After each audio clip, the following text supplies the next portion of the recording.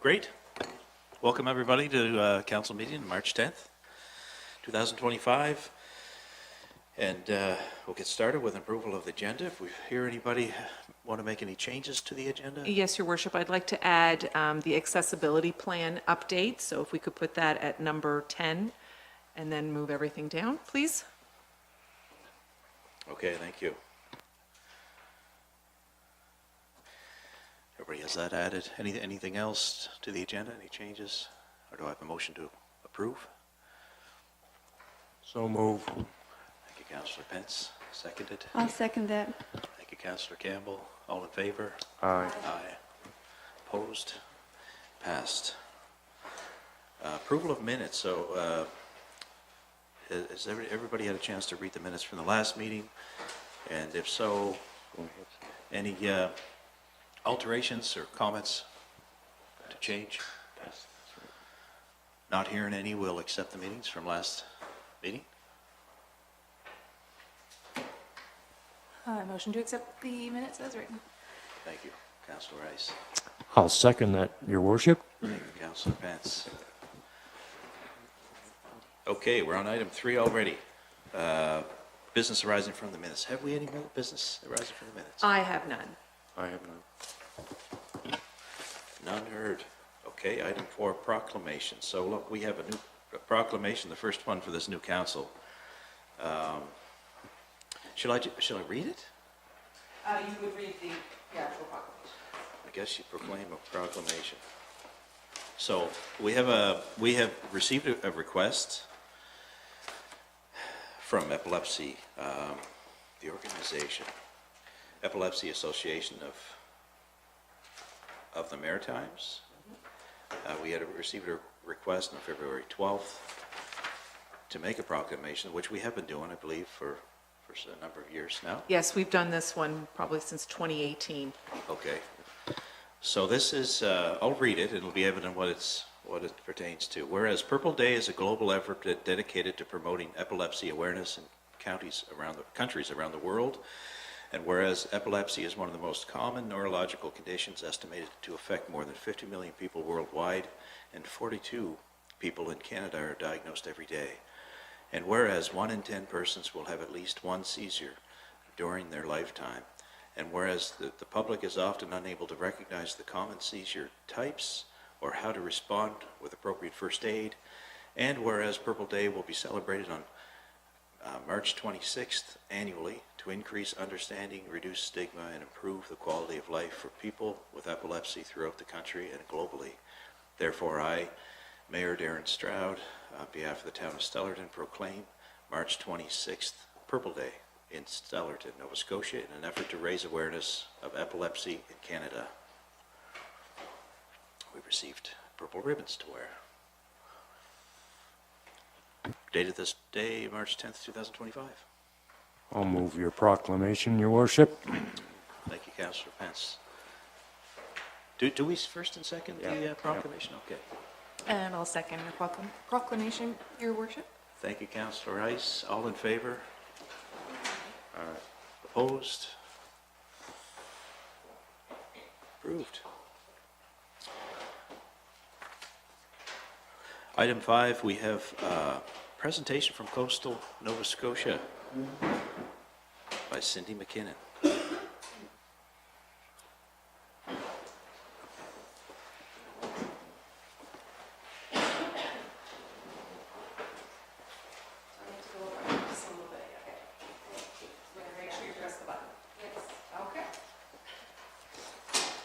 I'm good.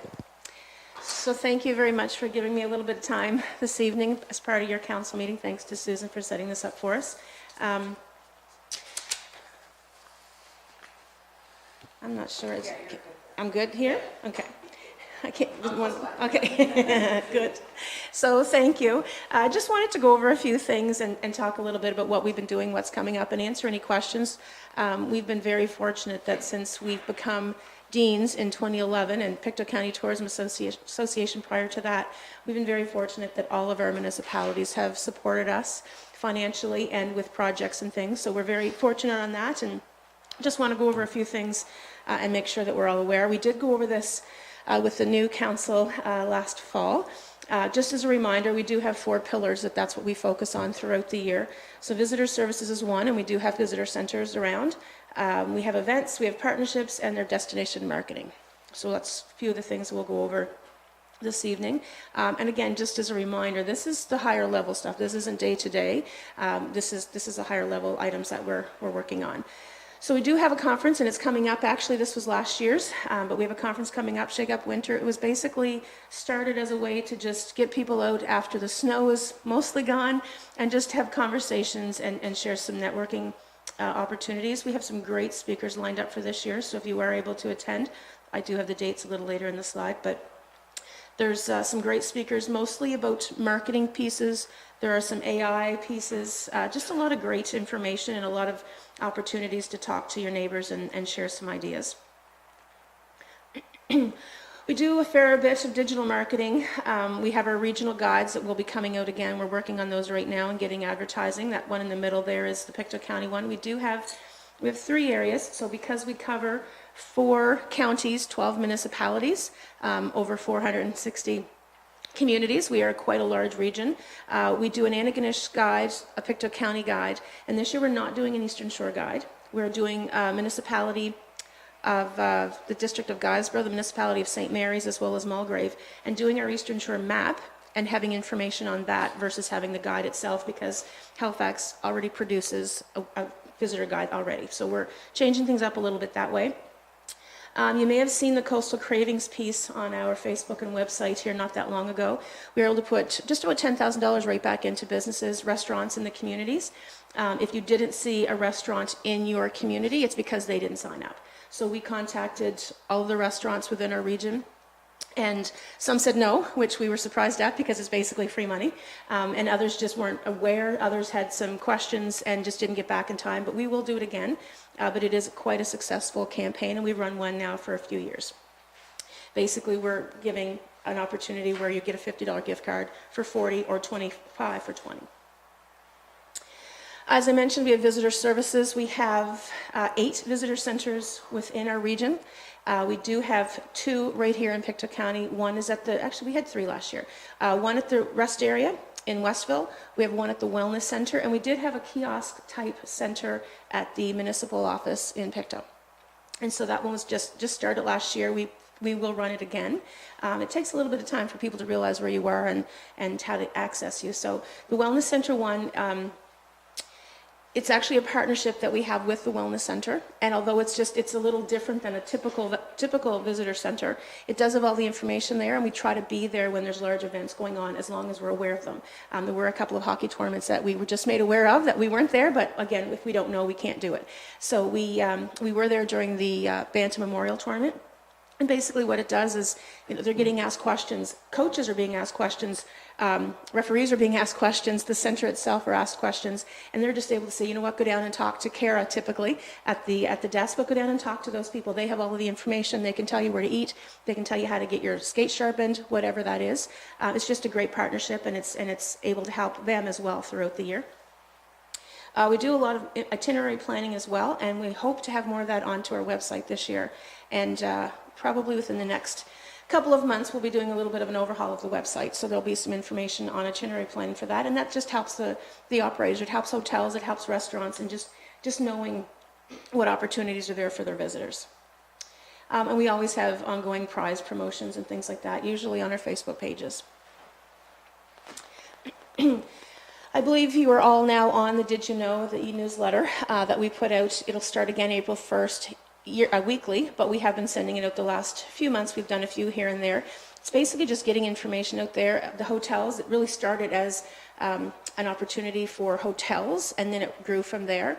The hotels and the front desks were being asked what is going on this week by visitors, and where can we go, where can we eat, that type of thing. So we produced this a number of years back, just as a way, as a list basically for the hotels to put up the front desk, and if somebody asks, there it is. And you'd be surprised at how many events actually take place in Pictou County.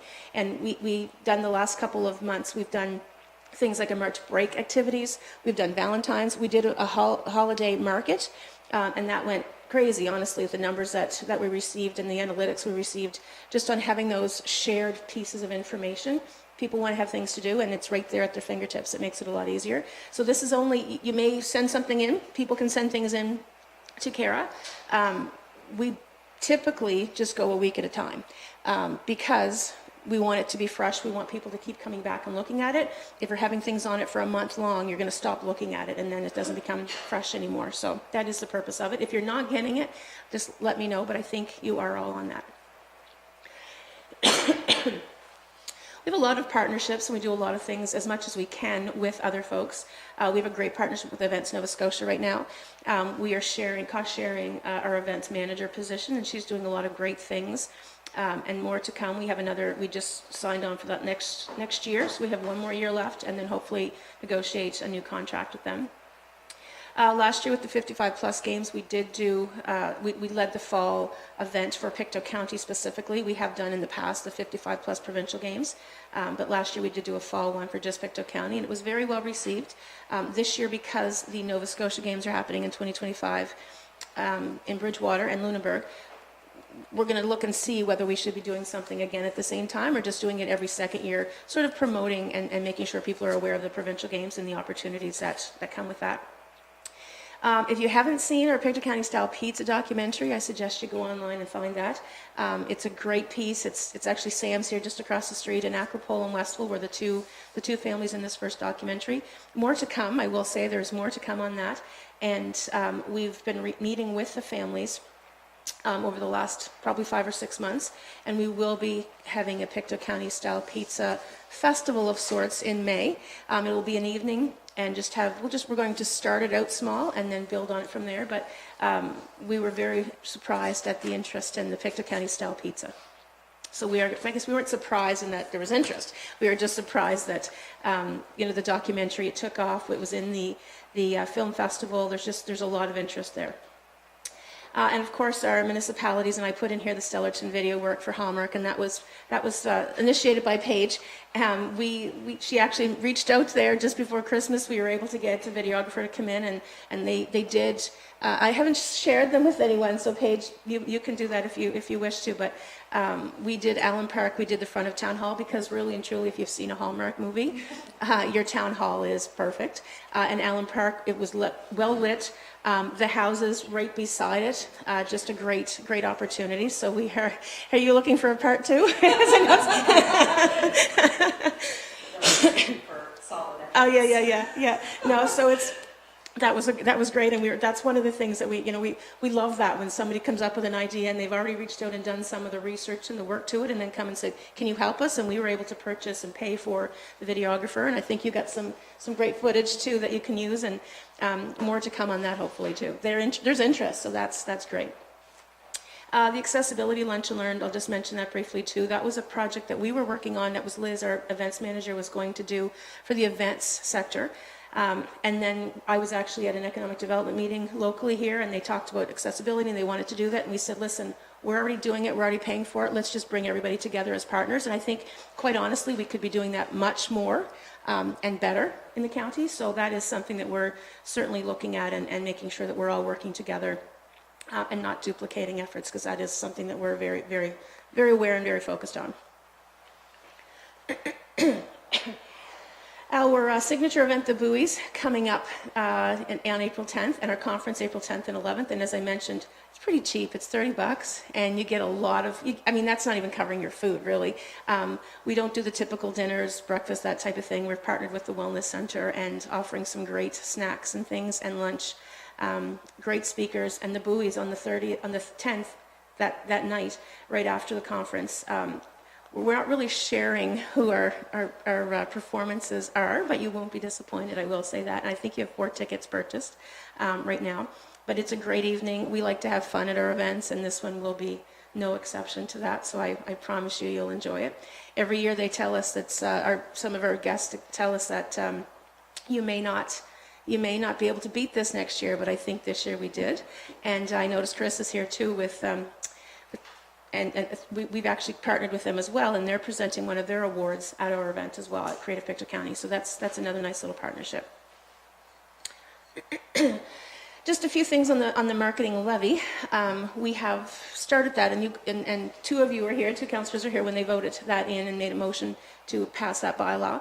The marketing levy is not fully being collected yet. There are still some platforms that are not collecting, and there's a whole list of reasons for that, but hopefully this year is a year that between municipal affairs and us and some other departments that are actually working to get the platforms on board. There's a little bit of confusion around still who's collecting.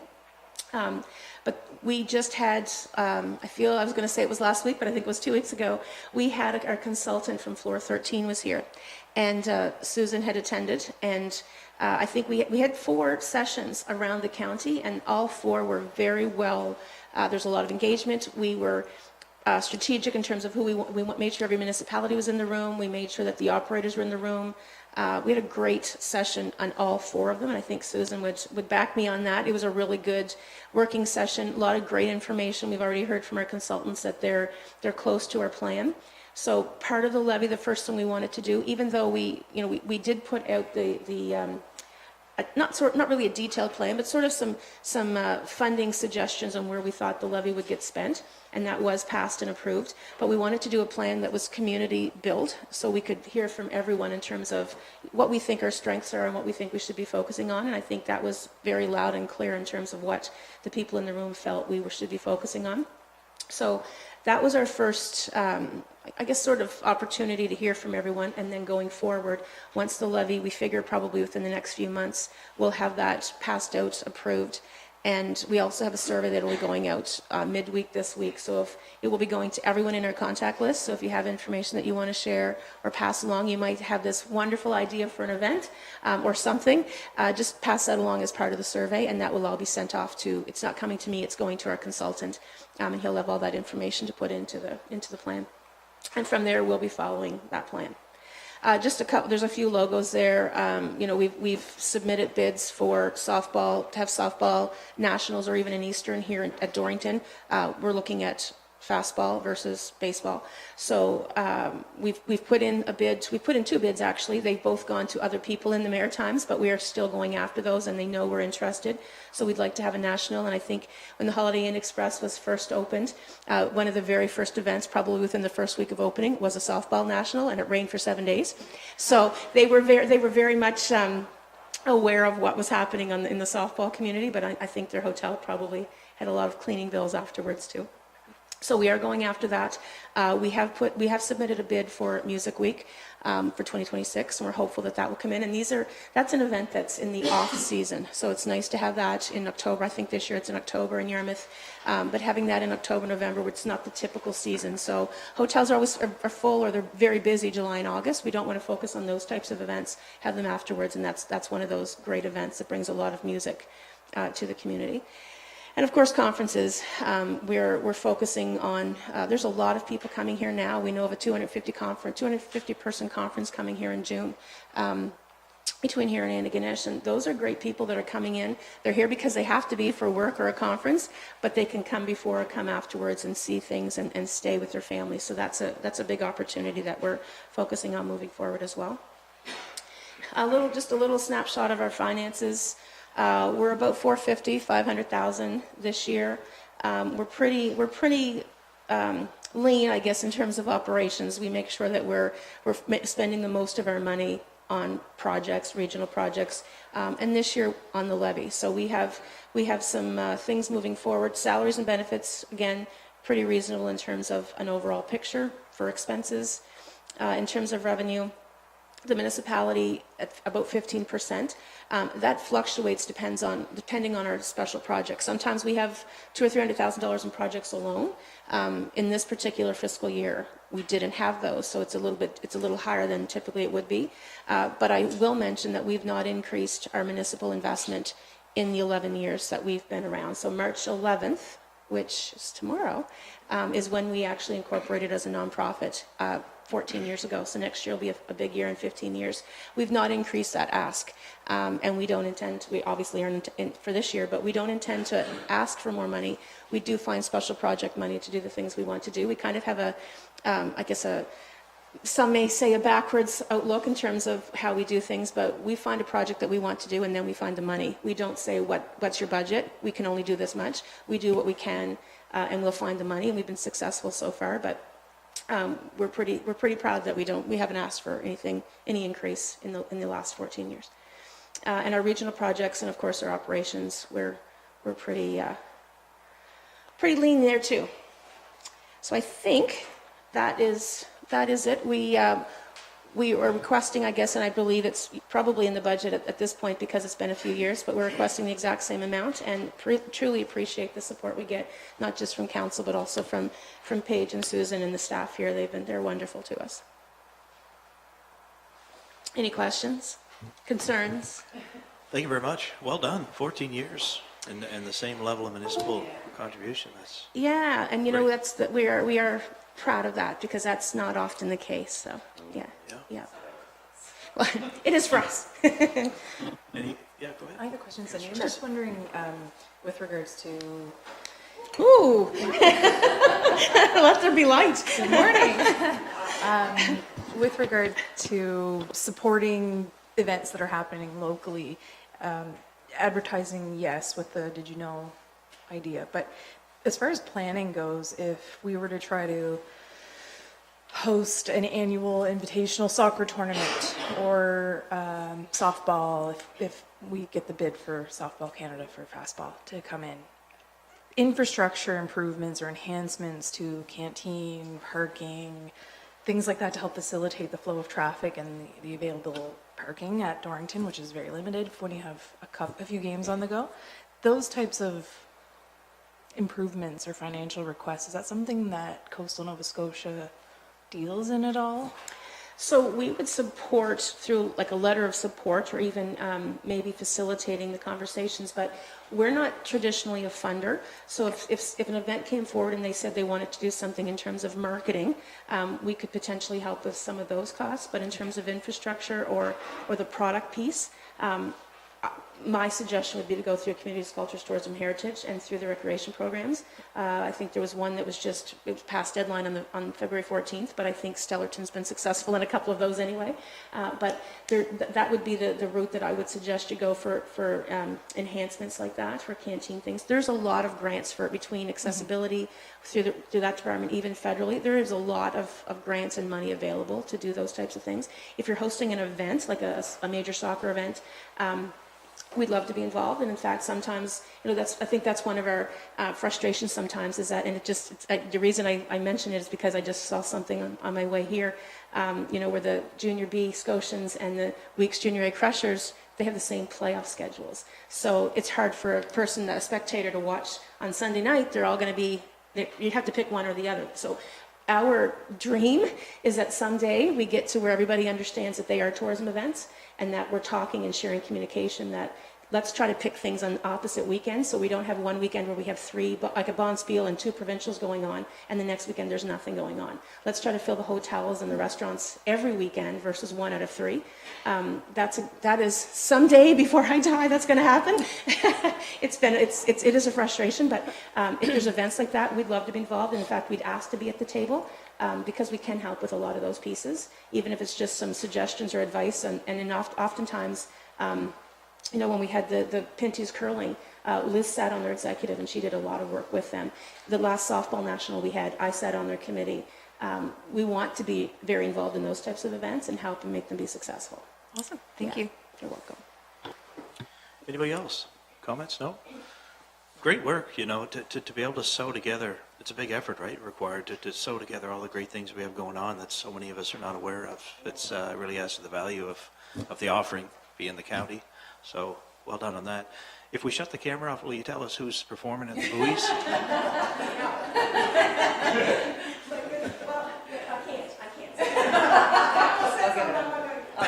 can't. Okay.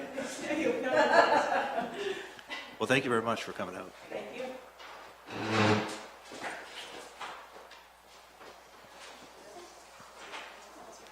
Next, we have a presentation, item 6, by Creative Pictou County and Carissa Ainsley.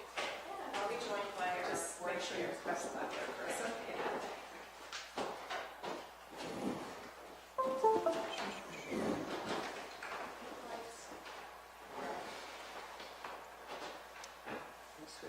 Yeah, we're going to switch. So I'm sharing my time with our board chair, Vivian.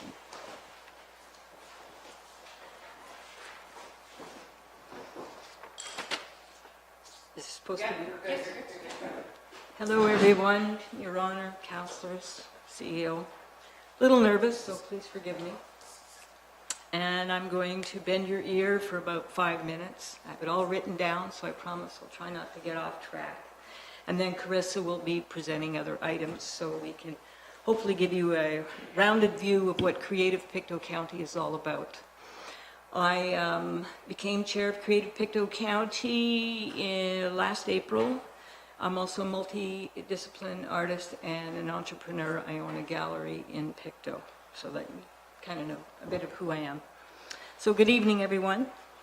And thank you for giving us this opportunity to highlight some of the many benefits that Creative Pictou County offers our local communities, and to also shine the light on why it is imperative that its operation continue, particularly during these trying economic times.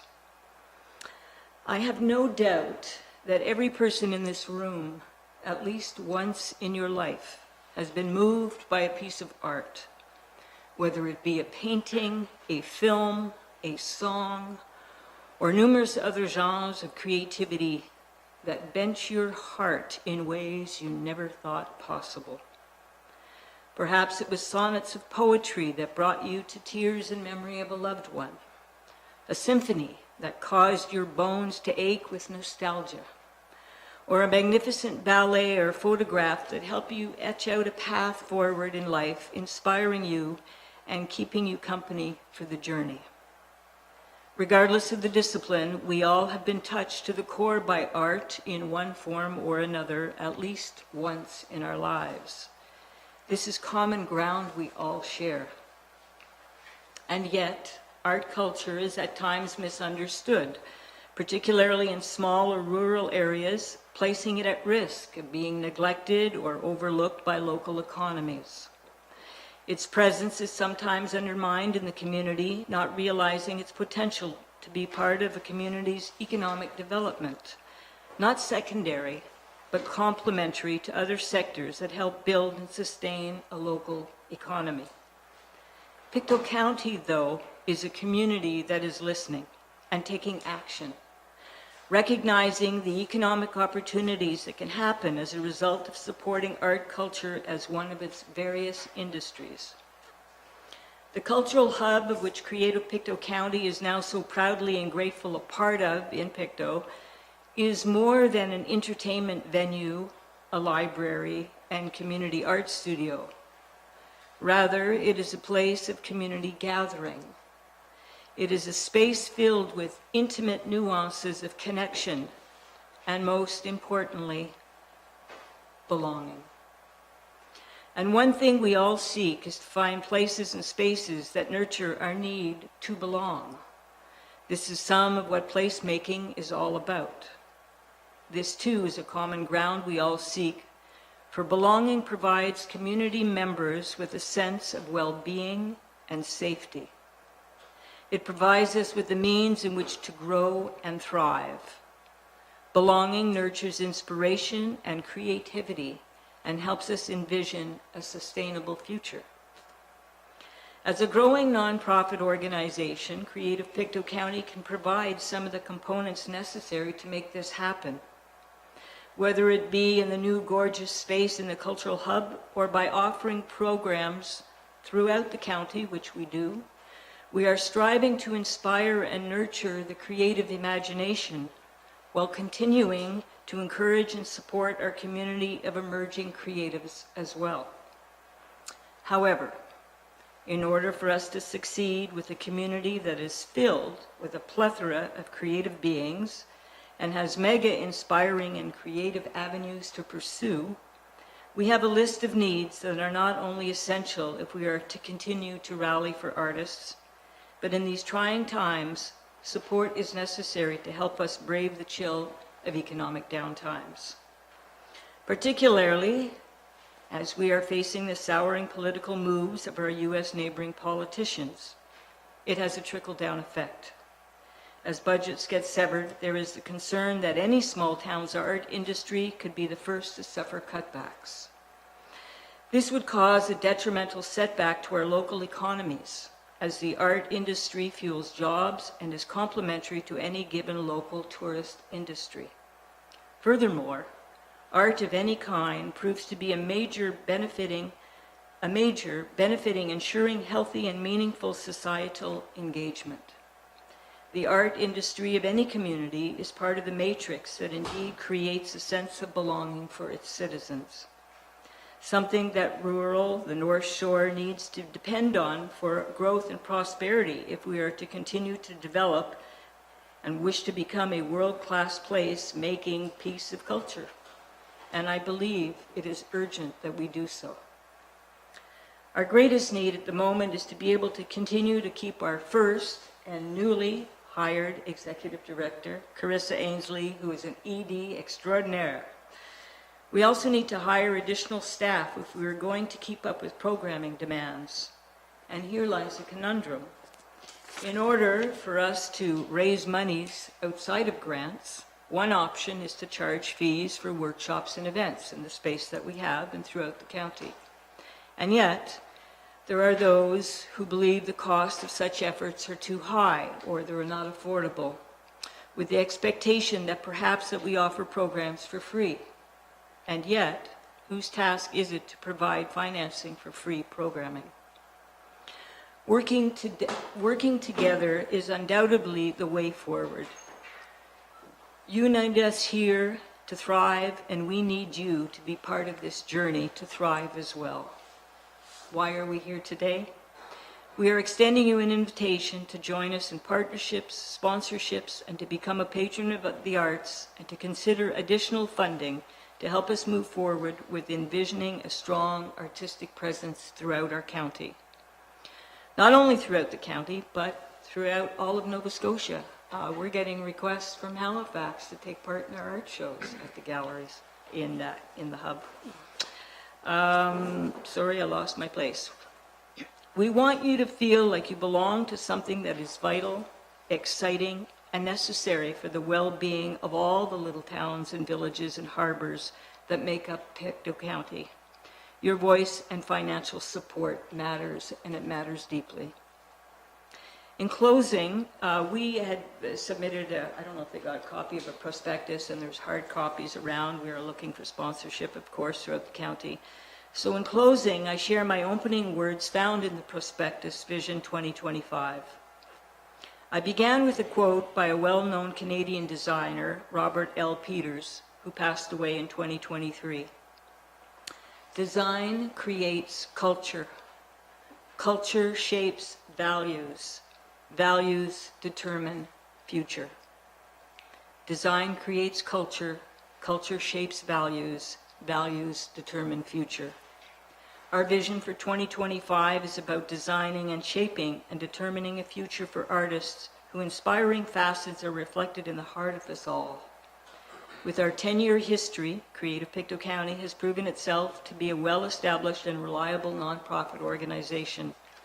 We continue to sculpt inroads, chiseling out a variety of partnerships throughout the county, and yes, we have our eyes on the future. Artistic communities are complementary and relevant and give voice to what shapes the identity of a place. We would like you to know who we are and what role and purpose we play in our community. We are here to serve, to educate, and advocate, while also providing forums for illuminating issues that matter, expressed in creative ways. We are here to engage, we are here to care. And we are inviting all of you to be part of the journey, to help us serve you in the best way possible, and to be part of our next chapter. Thank you for being here, thank you for listening, and thank you for your gracious support.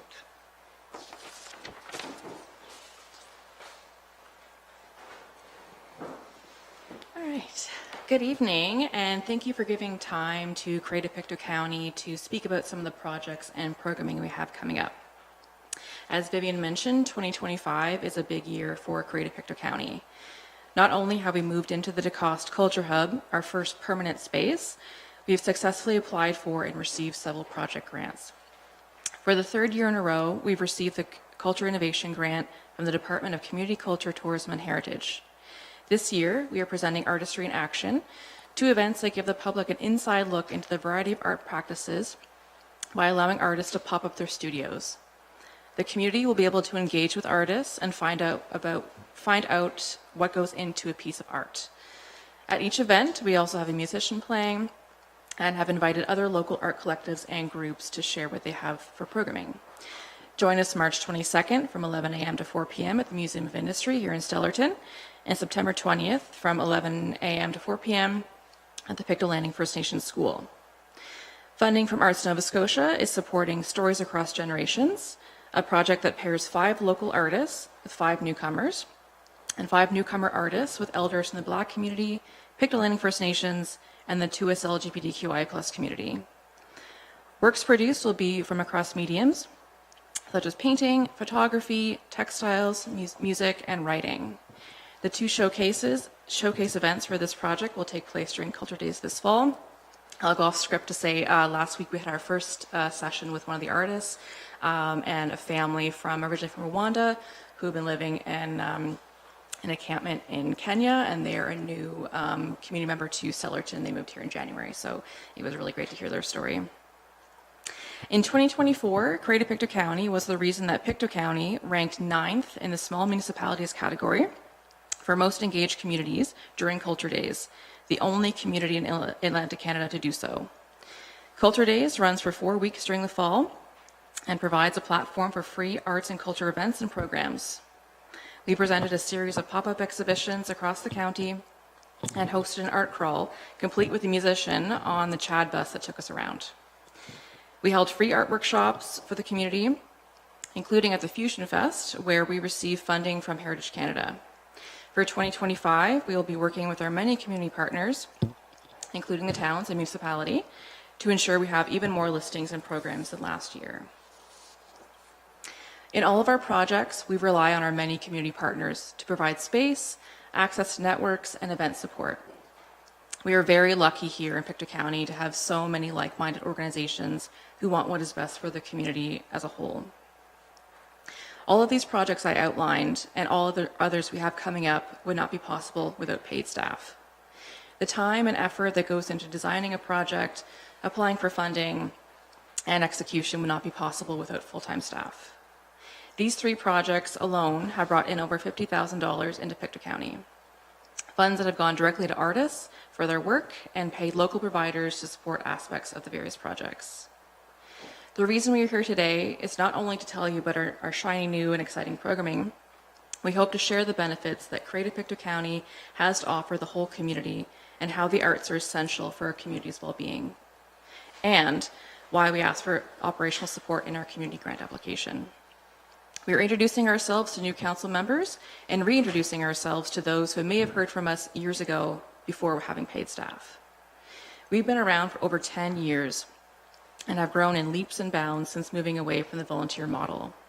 My position allows more strategic planning and partnership development, which has led to the projects I just outlined above, as well as others. I look forward to working with council and creative projects in years to come, and I'm always happy to hear your ideas. Thank you for your time. And any questions? Thank you very much. Anybody? Yeah? No comments? I'll say something because I'm always a talker and I'm a major fan of all things art. My kitchen table is typically a jewelry making station / sewing hub / mess. With 2 young kids who are both very creative, I think it is very important that I really had no idea that half of these things even existed through Creative Pictou County, so I'm furiously jotting down notes like, my son would love that. And he's 16, and so it's really refreshing to see how much is moving, and some of the ideas that are also floating in my mind with our homecoming this summer is like, what can we do to get that age group that would rather not be outside and social, like my kids, more engaged in activities. So Absolutely. I'm looking forward to reaching out and discussing some things with the homecoming committee, maybe on what that could look like to try to tap into that demographic and get them more involved with homecoming. Yeah, for sure. Just to let you know, we're right in the thick of things of remodeling or restructuring our membership. And one of the things we are looking at is family membership, for students in different tiers. And also in film, our next economic development forum, maybe you can highlight a bit of this. There'll be film workshops and stuff in videography, of which a lot of teenagers and stuff would be very interested in. Then I'm a photographer and videographer myself, so I know my son was pretty keen, but not learning from mom, right? Yeah, so we actually have on Wednesday a youth stop motion workshop at the Hub. It's sold out, so sorry I can't. And it's sold out pretty quickly, so it's there's definitely a need for that. And our other youth workshop that we did earlier this year was sold out pretty quickly, so there's definitely a need in the community for programming for youth. Yeah, thank you very much. Yeah, thank you. Cool. Anybody else? No? Did I understand you correctly? This is the first year you went to a paid staff? Well, kind of. We've done a couple of JCP folks hired, but they're only a one-year contract. Right. But my position is paid and hopefully long-term, which allows just for more strategic planning. If anyone's familiar with the JCP program, it's a job creation program, and it's 1 year and project-based. So working on very specific projects. Yeah. If I may, we just had a board meeting yesterday and a budget. We are reaching the level, when I saw the budget layout, our budget is just beginning to tip into the $100,000 range. So we definitely need funding to support, and we're just beginning to take off. We have a brand new space, and now all this programming, and in order, what's the cultural heritage, the 3-tier? Community culture, tourism, and heritage. Right. Yeah. To reach that level of support, we need to prove ourselves. So we're in the year run with this big budget, and everything's happening so fast, but we're doing our best. We have a working board, not a volunteer board, and we're just getting everything off the ground. So we're just trying to unite, create this big matrix of And now that we're known for doing things, everyone's like, let's do the things. And so we've gone up in terms of our operations, so which is great. But I need more than one person. Yeah. Well, congratulations on that. That takes a while to get to there, and I would agree. You do need staff committed and invested, and that's how you truly get momentum. Yeah. So, well, thank you very much. If there are no other questions, I Awesome. will Thank end you. on that note. Appreciate your time and coming, sharing that. Thank you. Yeah, thank you.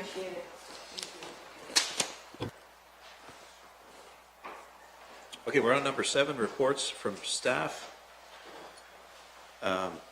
And I'll say to staff, Blaine Page and Chief, thanks for coming out. Appreciate you being part here and available for questions for these reports. I know it's an extension to your day, and we appreciate it. So the first report we have is from Chief Mayor Kovac. Yeah, so typically our police commission meeting is held the first Thursday of the month, but due to scheduling conflicts, we had to postpone it. However, so the police commission has not seen this, but I just wanted to highlight that for the month of February, they received 193 calls. In the community, they attended the African Heritage Month ceremony at Summer Street. They've also, 2 officers also went to GR Saunders and educated grade 5-6 students on internet safety. Their bike patrol, foot patrol was 5.5 hours, traffic enforcement was 67 hours, and community relations was 13 hours, so. So highlighted the report. Motion accepted, yeah. I'll move it as written, Your Worship. Thank you, Councillor Pence. Second. I'll second that, Your Worship. Sorry. Rattling it out. Yep. All in favor? All in favor, yes. All in opposed? Anyone?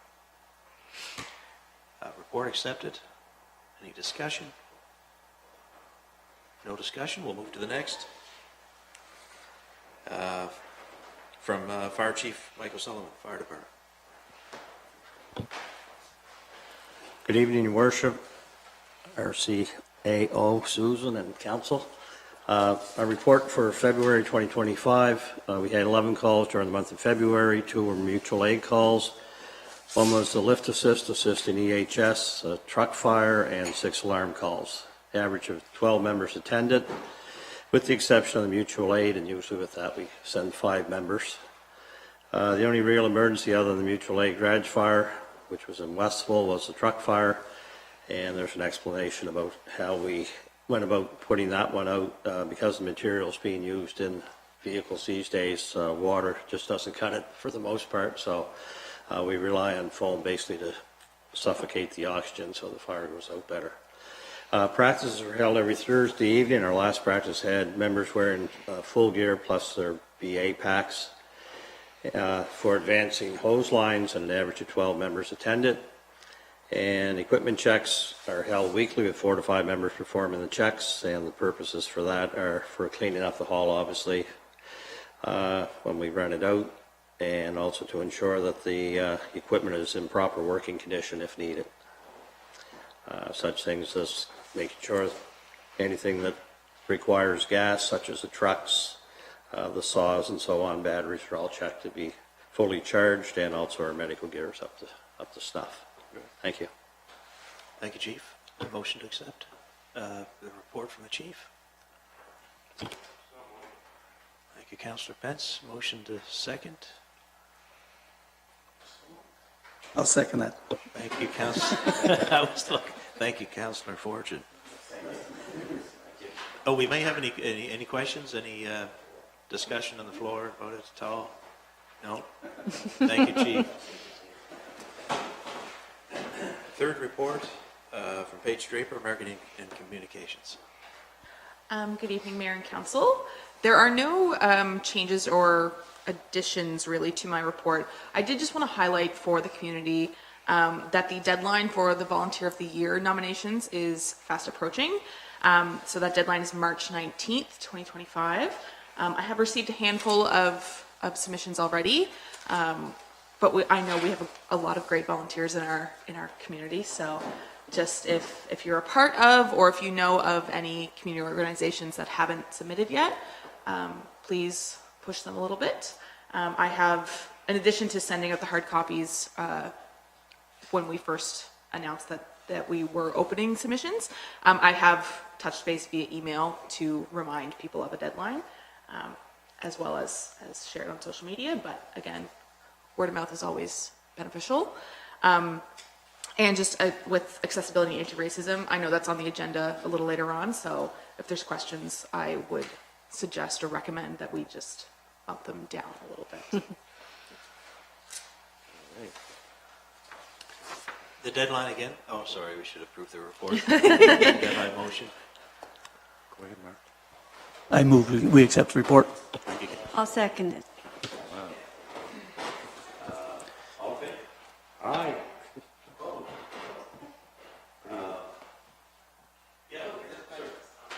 I don't know who keeps turning that off. I really don't. It happens if there's so many people on. Like, Oh, it will. It actually does. It wasn't me. Okay, good.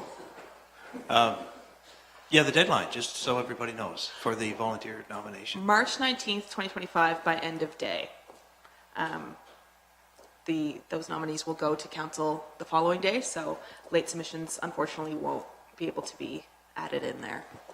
So it's important. March 19th. Okay, so social medias. Let's get on the ball, I guess. All right. Nothing further? Unless, oh, sorry, Mark, you, Councillor Fortune. Can I have a question, just for clarification? Yes. And I'm sure I asked this at one other time, but can groups be nominated and just have a representative go attend? Certainly not against it. There's not really a set stipulation of what or who can be nominated.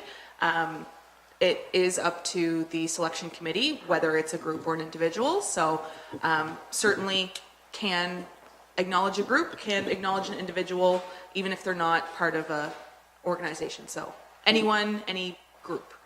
Thank you. I have a question. Yes. Could, I guess offline, could I be made aware of the submissions you've already had from the organizations anyway? Just so I'm not, no, that's conflict. I was going to say, we do try with the selection process to be as blind Yes, about it yeah. as possible. I just don't want to be like pestering people if they've already been pestered. Reminding. I don't want to be reminding anybody if they've already If been you had a reminded or particular submitted. list that you wanted to reach out to, I could let you know yes or no. Okay, Because there's a chance that I might have already been poking. great. Excellent, thank you. Anybody else? No? Well, thank you very much, Paige. Our fourth report is from Town Engineer Blaine Murray.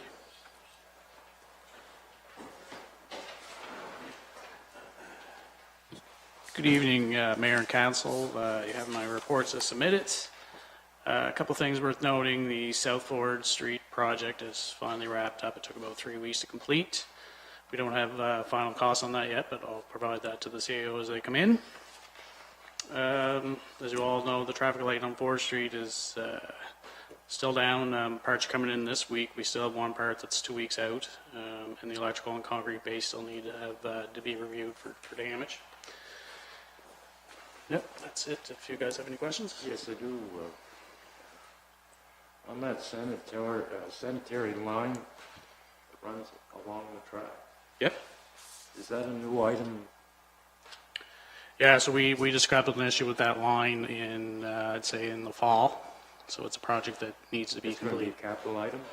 Yes, it would be a capital item. All right, thank you. Yeah. Is that quite a long line? I don't have the distance on it right here, but it only serves about probably 6 houses or so, but it's kind of in an overgrown area, so. All right. I'll move the engineering report as written, Your Worship.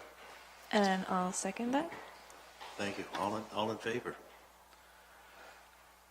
Aye. Opposed? Yeah, we've got a water report as well. Do we go? Yeah, yeah.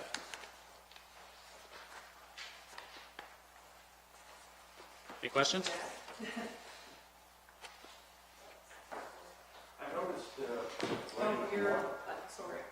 I noticed on your water report that the consumption of water is down again from what it was last year at the same time. Yeah, it's down about 3.9%. It's probably somewhat to do with Fixing leaks Yeah. in the lines and exactly, yeah, repairs And in the what? water. It'd be a combination of a bunch of different Yeah. items, but it's interesting to know. yeah. Thank you. I'll have a question, Blaine. So Sure. I don't know. It's a question in my mind. I may be the only one, but you've got repairs here. Various leaks, right? Number 3 in the Z-weed. February 7th, 8 leaks repaired. Number Yeah. 1, Z-weed on February. Help us to understand Z-weed. So Z-weed is basically just the name for the membranes. So it's the actual membranes themselves. So Z-weed 3 would be membrane 3. Okay, that's all. That's all within the plant in South Ford. Exactly. That's all in the Yeah, in the water treatment plant. right on. Okay. Okay, thank you. I'll move the report as written, Your Worship. Thank you, Councillor Pence. And I'll Seconded. second that, Your Worship. Thank you, Councillor Rice. Thank you. All in favor? Aye. Opposed? Passed. Okay, we have correspondence, item 8. Yes, Your Worship. This is your first flag raising request, so I just wanted to make council aware for the new council members that there is a flag raising policy that was enacted in the town in 2020. So just so you're aware, that is a fairly new policy. So you're going to be getting these requests from time to time. Okay, appreciate that. Yep. That's our first. This is your first one as new council, yes. And this one is requested for July, so there is still some time. I tend to put them on as I get them, so frankly, I don't forget about them. Yeah. But yeah. Okay. Do you need a motion in order to accept the flag raising? I'd like to, given it's a first of that nature, I'd suggest that we table it and get familiarized with the policy for those of the Yep, council that okay. are new. Yep. And I think that might take place in the next. Yeah, we can, committee of I'll the whole. certainly put that on your committee of the whole agenda to go over that policy in detail. If council is in favor, that's Sure. what I propose. Yep. Not a I problem. just find policies fairly for, you know,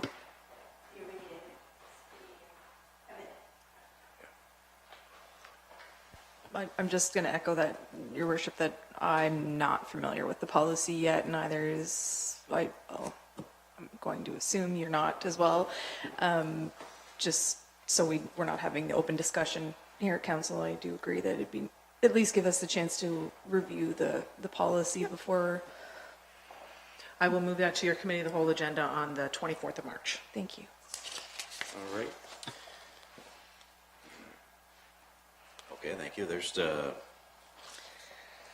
few others there. Yes, so the next one is your monthly Healthy Pictou County update from Healthy Pictou County, Nicole LeBlanc. So that is just for council's information there. It's a 4-page document, so that was given to you last week. The next one is from Eric Stackhouse, the chief librarian. So he just wanted to give council a brief update on the provincial budget and how it impacts public libraries. So the library boards fall under the Department of Communities, Culture, Tourism and Heritage, and they've been working towards a renewed 5-year funding formula beginning on April 1st. So the priorities identified were salaries, collections, and technology. So he just basically said he's been in discussions with the department officials and other regional librarians and working towards a short and long-term strategy, and the priorities have not changed. So he says he's not giving up. It's not the result we wanted right now, but we keep working to reach a better conclusion. So once I hear something, or Councillor Ice, who is the representative on that board, we will share that information. Great. Thank you. Okay, so the next thing is from Nova Scotia Federation of Municipalities. So this is regarding pending legislation. So I will read 2 pieces of correspondence that we received from NSFM. So the first one is dated February 21st, 2025. And this is to all members of the Nova Scotia Federation of Municipalities. As you are aware, the provincial government initiated a new session of legislature on February 14th. NSFM has been following this sitting very closely, and we have already seen some legislation introduced that could impact municipalities. We also believe there is more to come, and that government will be active with legislation on a number of files that will be of interest to you as elected municipal leaders and to your municipalities. We want to assure you that as your representative organization, we are very active on these matters. Juanita Spencer, CEO, and I have been meeting daily with provincial officials to ensure a municipal lens is provided on any files or initiatives that may be contemplated by the province as it enacts its legislative plan. So she said we will reach out as we have further information. The mayor and I did attend a virtual meeting a couple weeks ago where this was discussed in detail. And then subsequently, NSFM sent another piece of correspondence on March 4th. Dear members, I am writing to thank you for your participation in our Mayor's Wardens and CAO meeting held on February 26th. Your engagement during the meeting has helped shape our messaging and advocacy efforts as we continue to engage with the province on bills introduced in this sitting of the legislature. In particular, Bill 24, Temporary Access to Land Act and Joint Regional Transportation Agency Act. Since our member meeting, NSFM has remained very active, bringing your concerns directly to the province. CEO Juanita Spencer and I have had several productive meetings with provincial officials, including Minister Lohr and Minister Tilley. We remain optimistic that our message has been heard and are hopeful that changes will be made to the legislation as presented. As we learn more and are able to share, we will send updates to our members. I also want to thank those of you who have forwarded letters of support for NSFM's work and invite others to forward us your support in writing, if possible. It is critical that we demonstrate a strong, united municipal voice as we advocate for change to this legislation. And that is from Pam Mood, President of the Nova Scotia Federation of Municipalities, and she's also the Mayor of Yarmouth. Thank you. Any discussion around any of that, folks? Okay, we'll move on to the item 9, Committee of the Whole report. The following recommendations are for council's consideration from the Committee of the Whole meeting held on February 24th, 2025. Recommendation number 1, recommendation that council approve a $50 donation to the Northumberland Regional High School boys hockey team for their 2025 provincial championships. And recommendation number 2, council approve the Rutherford Street Water and Sewer Lines Infrastructure Project for a total of $3.05 million, including HST, with 50% funding already approved. CCBF funds for 2025-2026 to be applied for sewer, with the balance of the funding by provincial debenture for each of the town and the water utility. I move the Committee of the Whole report. I second that. Thank you, Mr. Campbell. All in favor? Aye. Opposed? Thank you. So it's on the floor. Any discussion around the report or motion to? Any motion? It's on the floor. Any discussion points or questions or any motion to put that vote or to vote to? I believe we're putting a vote forward. Right? You already Accept did. the recommendation. We did. You already did. Oh, you just did. Oh my dear. All in favor? Aye. Opposed? Thank you. Okay, we're now on item 10, equity and We're going to do the integration. accessibility plan first. Oh, the accessibility plan is the, So just for some background on the accessibility plan for both council and the community. In 2020, we created an accessibility committee which had representatives from the community that either have or represent a group or persons with disabilities. And so we formed this committee and developed a plan that we submitted to the province in 2021 that outlined 5 different areas that we were going to focus on to become fully accessible by 2030.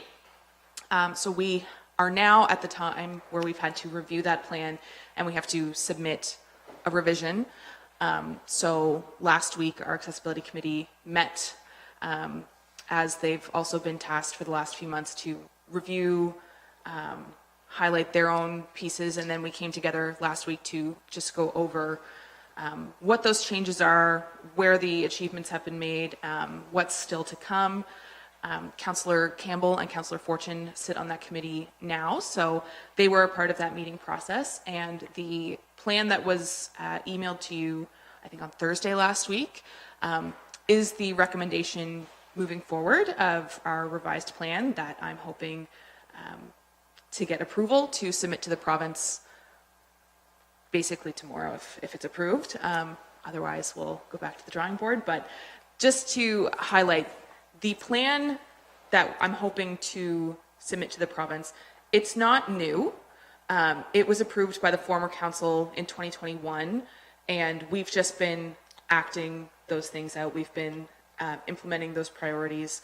So what we have today is basically that plan from 2021, just with the achievements that we've made. And there've been significant achievements, so it's something to be proud of. But yeah, I'm hoping if there's questions, concerns, certainly open to it, but otherwise I'm hoping to get approval on submitting that Go plan. ahead, Mark. I approve, or I move that we approve the plan as proposed. I'll second that. thank you. Councillor Fortune, Councillor Campbell. All in favor? Aye. Aye. Opposed? Very good. Thanks, Paige. Any discussion, any points around that? No? Okay. I just wish to extend a huge thank you to Paige on taking this, and she's been the advocate for this plan and the next plan that you'll be hearing about as well. But she's been an advocate. She's making sure that we have it an accessibility lens with everything that we do. So she's a great advocate for the town. So. Thank you. Okay, that moves us to the next item.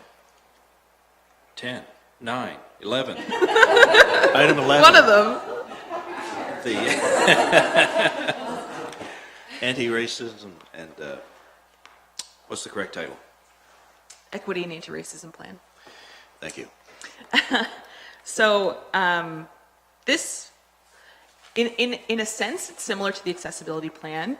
It is something that we are mandated by the province to do and to submit. There are some areas that have chosen to do a combined plan, which I think there's been a little bit of a confusion about if they're together, if they're separate. So we did opt to do this plan separate from our accessibility plan for two reasons. One being that the accessibility plan is already well established and has been well on the way. And the second is just that in conversations that I had with accessibility leads with the province, they sort of recommended, in a sense, or at least encouraged the adoption of a regional plan for equity and anti-racism. So both Susan and myself have been working with the CAOs of Trenton, Westville, Pictou, and the municipality of Pictou County, as well as their equity leads, to put together a draft to be submitted to the province. So I did submit that draft to you last week. The other towns are bringing it to their committee of the whole for approval and to be brought to council in April. So that is also what we will be doing. So as it is now, that draft that was submitted, obviously there's still a piece missing from it, but generally speaking, the content won't change. There might be a few words here and there. So it's really for your information now and to know that it will be going to committee of the whole. But if there's any questions or concerns, I'm certainly happy to answer those now. Thank you, Paige. It certainly makes sense to combine efforts and do a collective on this. Yeah. Yeah, I'd like to highlight just one of the reasons that we decided to do this, and it's in the plan and it's something that we've talked about at the table, is that many of our residents in Pictou County, they work in Stellarton, they live in Westville, they play in Trenton. So, you know, many of our citizens, many of our residents, they don't see the town borders. So we just had the you know, if people don't see the town borders, our standard for equity and anti-racism should be consistent everywhere we go. So that's, yeah. Paige, can you explain New Glasgow's involvement? Oh, yes, absolutely. So New Glasgow has kind of been a champion for equity and anti-racism. They have an inclusives community committee that began, I think, 10, 11 years ago. So they've sort of been a pioneer for this type of work. So initially, we did have New Glasgow at the table, and they've been a point of knowledge. They've also extended an invite to all of our towns to join their Inclusive Communities Committee, which is really exciting, because one of the things that we want to ensure we're doing is reaching underserved communities in a way that's meaningful and not, oh, New Glasgow needs this day, Stellarton needs it the next day. We're not, you know, double, triple, quadruple dipping. We're having these meaningful conversations. We're asking questions as a unified community versus 6 towns divided. So New Glasgow is involved, but they have a plan that's kind of a few steps ahead of us. But yeah, they've definitely been a wonderful partner in this and helped us kind of set our foundation. Makes sense. Talk to our neighbors. Yeah. Share. I don't think we have anything to approve. Is there any discussion? No. Just an update, eh? Thank you very much, Paige. Thanks, Paige. Thank you, Paige. Open forum. I don't see anybody here for item. Oh, don't get me counting again. Item 12. Looks like next council meeting's scheduled for April 14th at 5:30. A motion to adjourn, your worship?